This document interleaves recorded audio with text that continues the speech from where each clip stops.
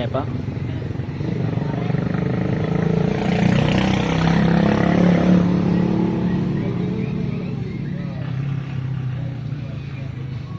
Hoa thủy tiên.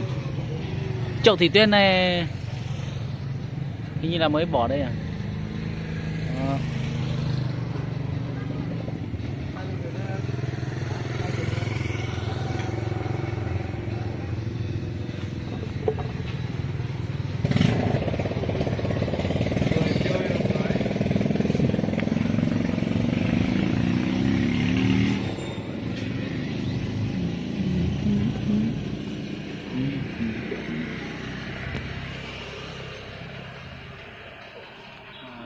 Các bạn xem này, ai thích chậu nào thì liên hệ cho mình nhá.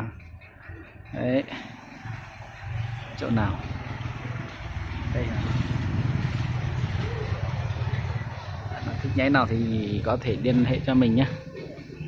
Đó. Tất cả các chậu hoa này thì đều là hoa lan rừng của Tây Nguyên mình hết. Mình chỉ lấy về bỏ thế này, bỏ nhà chơi vậy thôi á.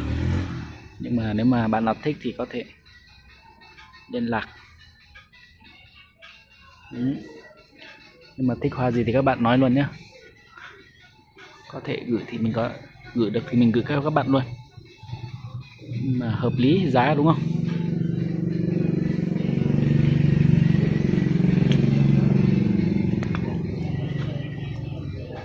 Đó.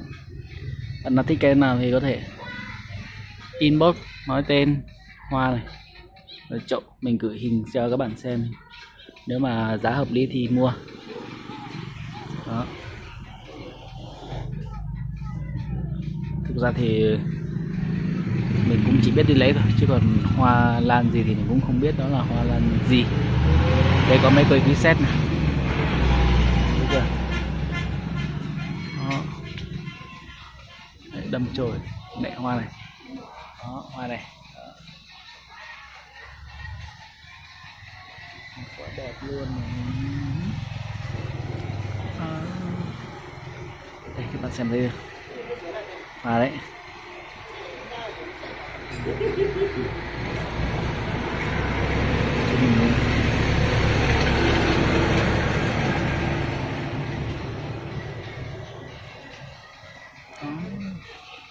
Chậu thủy tiên này là mình mới làm thôi, mới để đây này.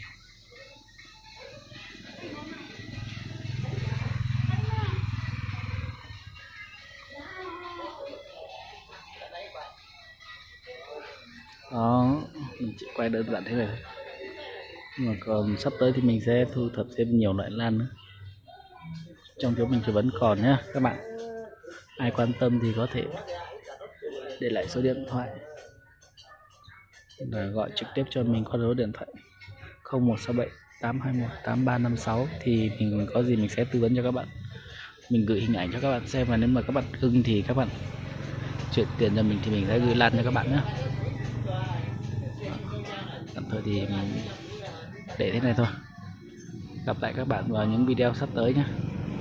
Cảm ơn các bạn đã quan tâm và theo dõi video của mình nhé. Chào các bạn.